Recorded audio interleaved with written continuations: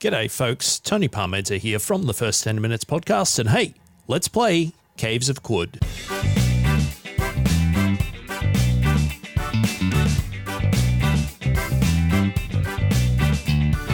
So, dear viewer, if you are new to the channel, you may not be aware that I've already done 2 Let's Play series of this game before, the first one being The Ironic Adventures of Blanc the Unkillable, and the second one being The Jaunty Saunterings of Gaunt Bort the Taunter. This one is going to be a little different. Rather than rolling characters for ourselves, we are going to go with some random characters. So let's have a go at, we can either do the weekly challenge or the daily challenge. Let's go with the weekly because it's first. So we're going to play week 22 of 2018 and we're going to find out what this character is. Let's have a look at the stats there. A couple of small negatives, nothing too shabby, some reasonable positives there. We're going to be a mutated human marauder. You can see the character build code and the world seed there should you wish to play along with this yourself. And for the mutations, there are a bunch of things there, including one negative being spontaneous combustion. That'll be fun. But we'll have a look at the details of those in just a moment. So the title card probably gave this away already. Let's do this correctly and put the first name at first. Well done, Tony. We're going to be playing as John Rando. John Rando exists in many forms and is constantly being resurrected to wander the land to mixed degrees of success. So let's see how we go on this particular life for John Rando. We embark for the Caves of Quud. It is the 13th of Ruux. Now again, if you are new to the channel, I would very strongly recommend that you go back and have a look at some of the previous series. I'm not going to explain everything blow by blow here because it will take quite a long time. That's what the previous episodes are for. Let's have a very quick look and see what we have here in our inventory. We have some bear jerky, we have a little bit of water, that's fine.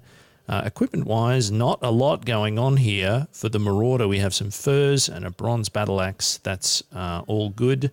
Let's have a look at some of these mutation abilities.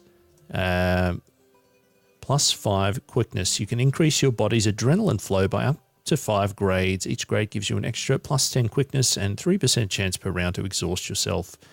And then you fall asleep from exhaustion. Sure. Night vision, we can see in the dark. That's handy. We produce a viscous slime that we can spit at things. We also have spinnerets. We can spin sticky silk webs. While spinning, you leave webs in your wake as you move. It's going to give us some bonus reputation with arachnids, so that's nice. We have thick fur on ourselves, which is giving us some reputation with apes and is going to keep us a little bit warm. We can also spontaneously erupt into flames. Sure. And we have cryokinesis. This will chill an affected area over 3 rounds. I believe that Gaunt Bort the Taunter eventually ended up with cryokinesis as well. Alrighty, so let's get rolling. We can have a chat to some of these characters here. We're going to do some water rituals to try and give ourselves a little bit of extra reputation so that we can speak with other folks. We're going to grab some quests, including the Once Eating the Water Vine quest for Red Rock. We're going to have a chat with this zealot so that we can get the Oh Glorious Shekinah quest. We're also going to break into a bunch of things here so that we can open some chests without people seeing us. Look at all this cool stuff. We're going to grab just everything that we can get our hands on while we can get our hands on things. Hopefully we're not going to have Testifus the cat running into a room to witness all of our looting because that wouldn't be ideal. Being cautious and closing the doors, of course, also important.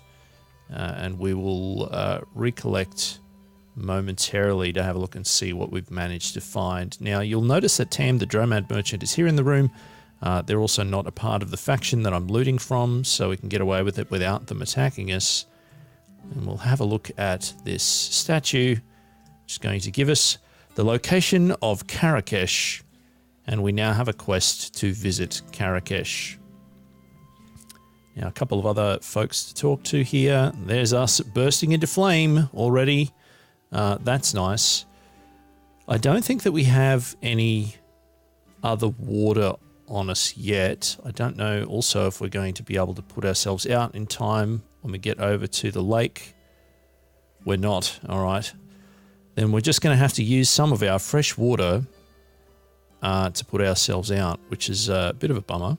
We're going to pour this on ourselves. Let's not pour all of it out because this is our money. So we're going to pour 2 drams of fresh water on ourselves, and that has put us out. So that's good. We're also now going to be able to collect 4 drams of what we poured on the ground. So we now have some dilute salt, which we might be able to use to put ourselves out as well. We'll do a rest until healed, and we might just go over here and we'll grab some more water to put on ourselves. How much do we have here now? 64 drams of dilute salt. We probably don't need that much because that's going to be a fair bit of weight.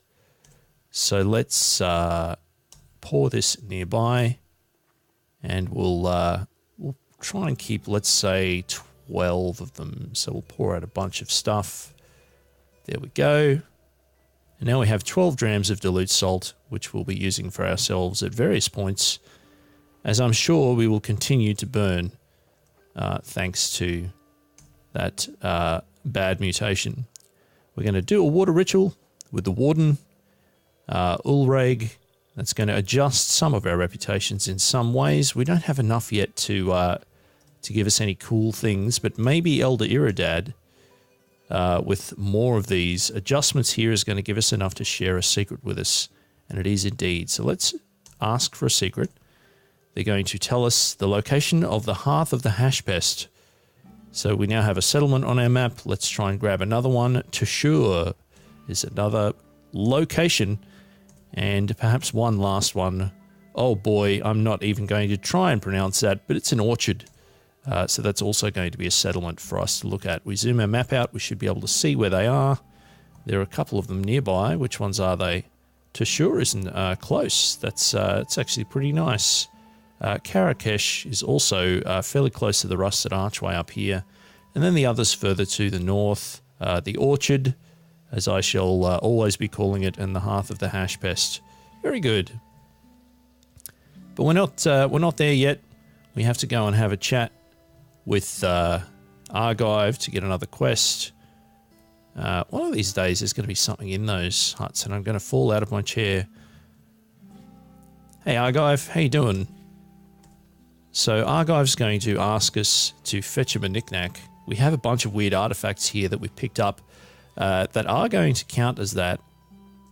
So maybe we can examine them. Thermal grenade, sure. Can we also examine this one? Freeze grenade, very good. This one here is going to be a defoliant grenade, so that's nice. And this last one, which maybe we won't be able to do, we can. We have a carbine right off the bat. That's super handy to know. We're certainly not going to be giving a carbine, oh boy, to Argive. So we'll hand over some of these grenades to complete this quest. No. Let's go with, let's see, I like things burning because I burn all the time, and I have cryokinesis, so we can hand over a freeze grenade. It's going to give us a little bit of experience. We'll accept the next part of the quest, which is going to require us to hand him another knick-knack. And again, we're not going with a carbine. We're going to hand over the defoliant. It's going to give us more XP, which levels us up to level 2, 2 more hit points, 82 skill points, and 1 mutation point. Good to know. And now we have the Fetch the Wire quest, where we can head to the Rust Wells, which will be the next thing that we do. We'll just open up the crack there in that little lake, and let's go over to Tam, and we can adjust. Whoops, too early to open the inventory. We can adjust our inventory while we are trading. All right. I just realized we need to move some stuff out of our equipment first. We're going to remove that battle axe. We're going to remove those furs. We're also going to remove the torch because we can see in the dark. There's no need even for us to buy the glow sphere from the Warden. So what would be the best thing that we currently have to equip here? It's probably going to be that iron mace. although that will be reliant on strength. What is our strength stat? 19. That's actually not too bad. So yes, perhaps the mace will be best in terms of what we currently have, but we might equip some new things as well. We have furs, which are going to decrease our dodge value. We have an engraved leather cap, which we should probably look at to see what it says, because it may give us some lore, and it may also, yes, recover glacial ecstasy fish gift. So we have a new quest for ourselves as well, related to the Sultan Kapur II. Good times. 4 bandages, pretty good. That carbine is definitely something that we're going to put in our inventory. So let's pop that in here as our missile weapon now so that we don't accidentally sell it. And back to the trade we go. I guess we can hang on to some wooden arrows as a backup. We do have a short bow though as well. There as well. We're going to buy all of the lead slugs for ourselves so that we can use them in the carbine, although it is going to chew through our all of our ammo quite quickly with the rate of fire that it has. 4 bandages is probably fair to begin with. We have 5 penetration on all of these weapons, so let's just plonk them all down here for now, just so that we can see how much we'll get for all of these things. That expensive weird artifact is no doubt something groovy. I would like to get that leather armor, although it's not really... I guess it doesn't have the penalty to dodge value that the furs have. We just have to figure out if it's worth paying that extra money for it, because we may end up finding something just as good without all of the extra costs. So a carbide short sword would certainly be lovely with that 1d6 damage, but for $91, we can't really afford it at this point. So perhaps some currency conversion coming our way by putting those copper nuggets in there, but it might also be good to get some extra bandages. Let's pop a couple more of those in there. Thinking. That weird artifact might actually be something nice, so let's grab that. And we will keep the furs. We're going to have to hand over a little bit of water, but that's okay. And let's get ourselves all equipped now. We're going to put that leather cap on our head. We'll put the furs back on. We'll see if we can examine this artifact. A fungicide grenade, sure. Always good to have a stash of different grenades in there. And I think that means that we've got just a weapon to go. So let's try and find out what the best weapon for us to have will be. Kind of want to avoid all of these bronze things if I can. 1d2 for the hand axe. An iron mace would be very nice. Although it is the same price as the bronze mace. Interesting. Alright. Sure. We will lose the short bow because we're going to find plenty of them when we fight things. We will also lose the wooden arrows. And I guess we did waste our money on it, but we'll get rid of that grenade as well. Not immediately handy at this exact point in time. Mace or dagger, mace or dagger. Reliable or variable. Well, look, we keep going with the previous characters that I've done. We're always doing short swords and small weapons. I'd like to try something different, so we'll go with the mace. And there we have it. Good-o. Done. A fairly austere beginning, but that's okay. Now we're going to make our way over to the rust wells. And here we are. It is evening. We can see in the dark, and it looks like from those rocks being thrown around that there are baboons here somewhere, as well as a goat that seems to be coming at us. Is it actually hostile to us? No, it's just happens to be moving in our direction. Ah, some snapjaws. Studded leather armor. Whoops. Let's reload now, actually. Studded leather armor, 3 and -2. We've currently got 3 armor value and 4 dodge value. I don't want to drop that too much lower, but we do have a fair carrying capacity, so we're going to pick up a lot of these things. We can sell them. And now we're on fire, because of course we are. Let's pour some of this on ourselves. Make sure it is the correct thing, and I believe it was. So 2 grams of dilute salt. Hopefully that will put us out, and it hasn't. Whoops. Let's pour some more of it on ourselves. So a lot of key presses to have this happen. Yay, we did it. And we should be able to put that back. Whoop. No, that is not what I wanted. I want to pick that up. Sure. Alright. 6 grams of dilute salt. Good. And our stairs downwards are here already. So let's make our way down. More snapjaws. More dead snapjaws. Oh, some leather moccasins. Pretty.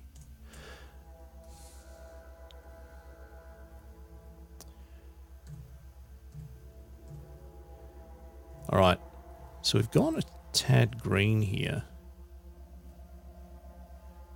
It's a very green approach.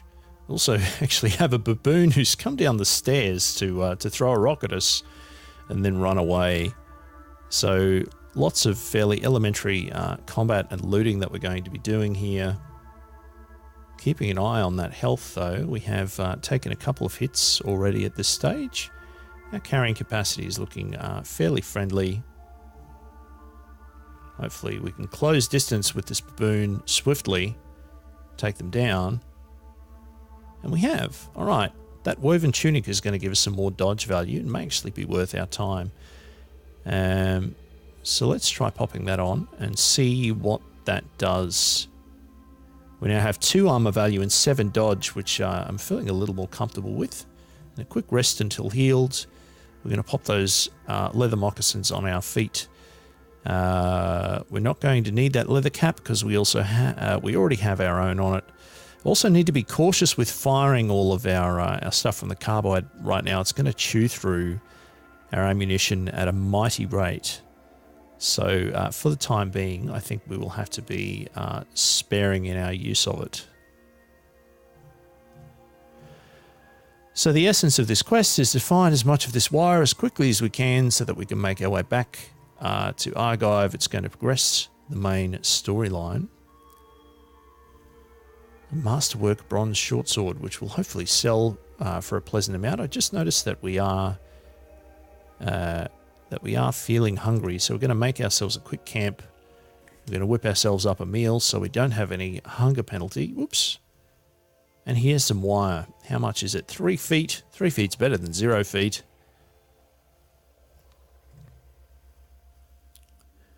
Ooh, goggles. What are they going to allow us to do? Offers protection against visual flash effects. Sure.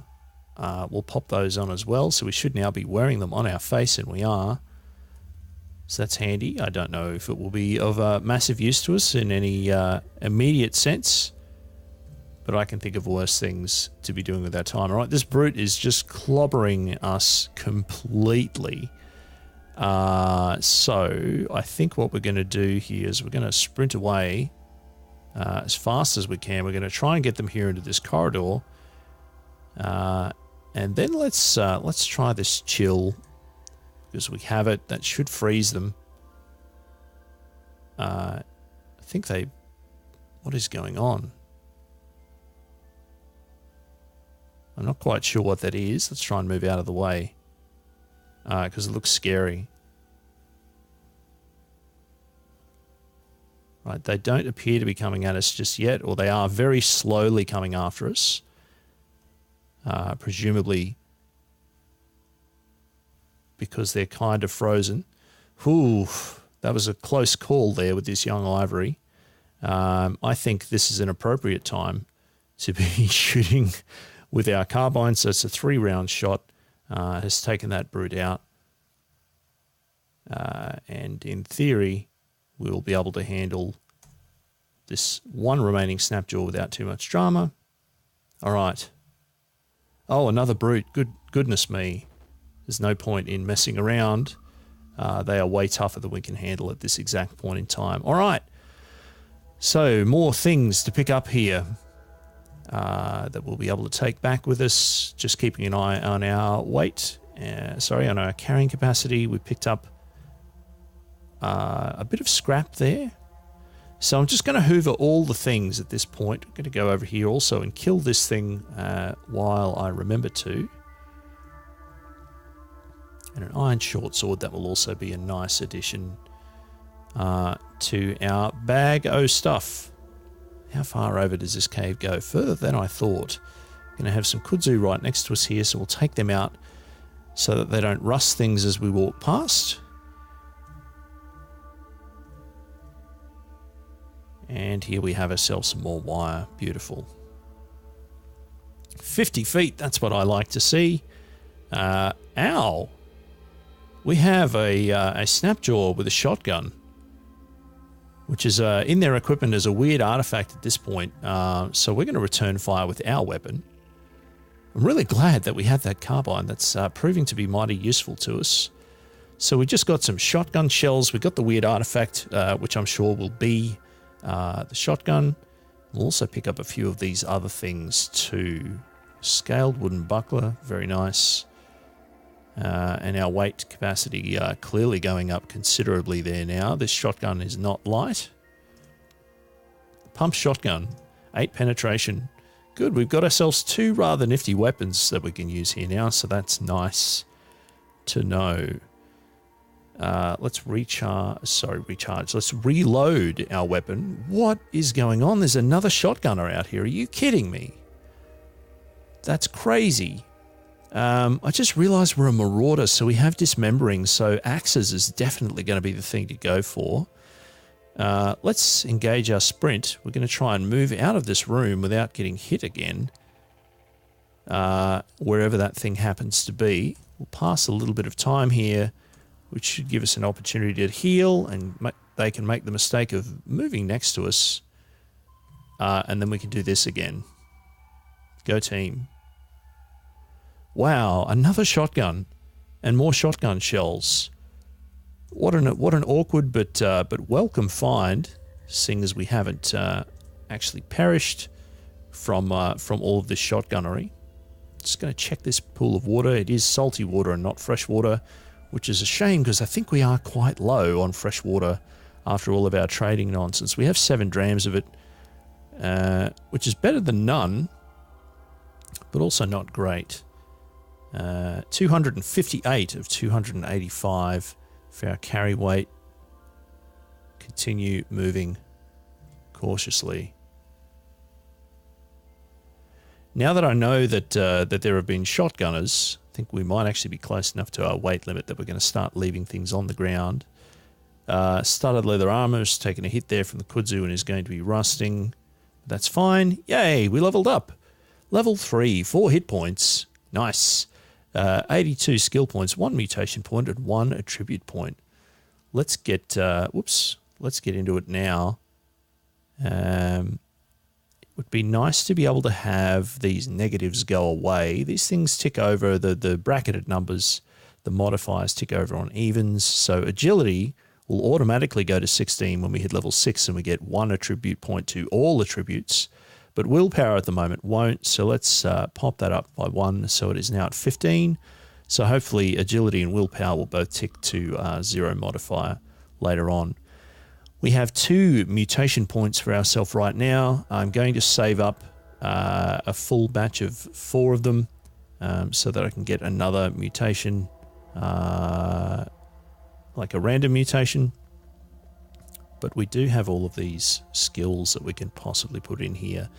We've got our axe proficiency. Just going to minimize all these so we can have a look through them. So with axe already under our belt, it's probably worth leading into that. We do have the strength to back it up at the moment. Cleave, I believe, would be handy for knocking down armor, and it will. And we do have enough points for it, so that's nice.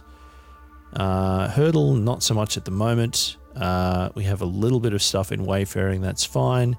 Agility, not our strong suit at this point in time. But we do have, well, bow and rifle, I guess, is the one that it would fall under. But that's also going to be heavily agility based, which is not our thing. What have we got here for endurance? Shaking off dazed and stunned effects, that would be nice. Staunch wounds to cure bleeding effects. Sure. Looking for something that's going to give us a little bit of crowd control. You stare down a nearby opponent and send them fleeing in terror. That could be handy.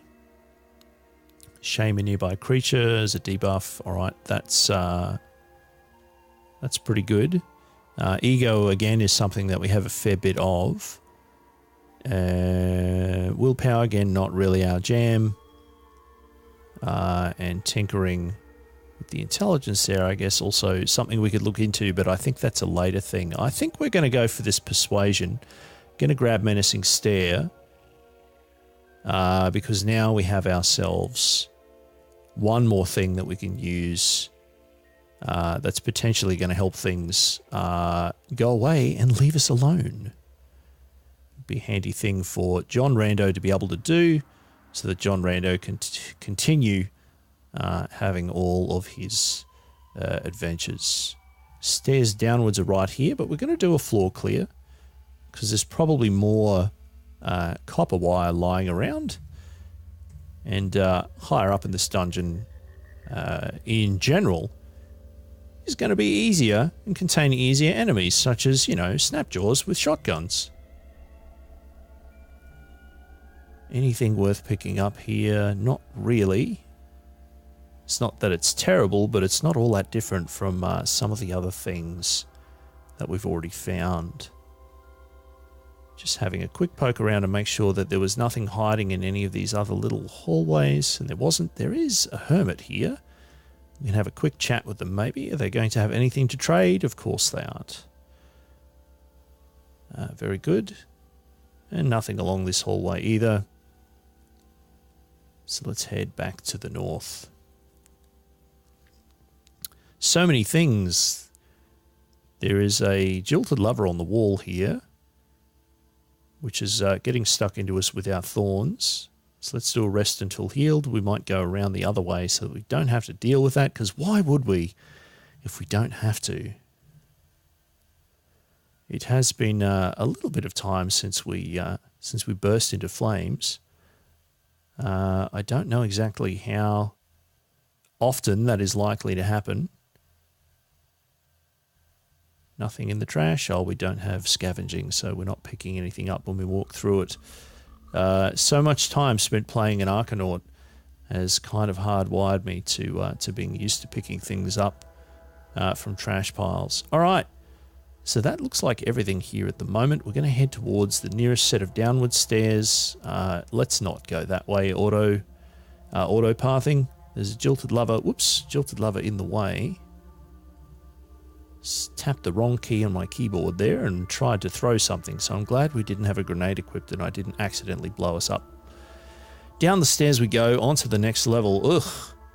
Is this a segmented mirthworm? It is. Ugh, segmented mirthworms, they're nasty. Let's kill it so it's not right on top of us. And see how many others are going to come pouring out. There's one more of them already, and we're on fire, so let's head back up the stairs. So that we can deal with these enemies one at a time.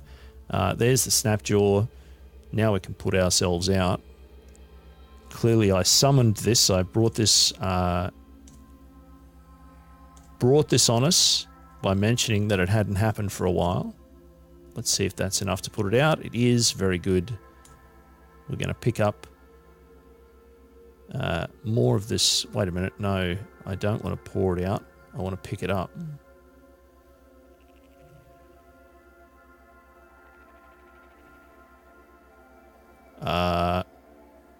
Sure.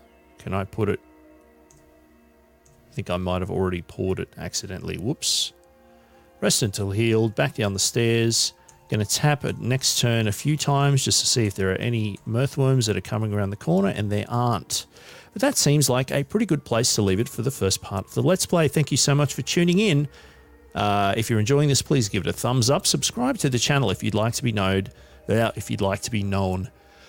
If you would like to know when other episodes are released, and please tell a friend if you think they might enjoy watching John Rando having random adventures based off of random character roles. And come back again soon for more of the many lives of John Rando.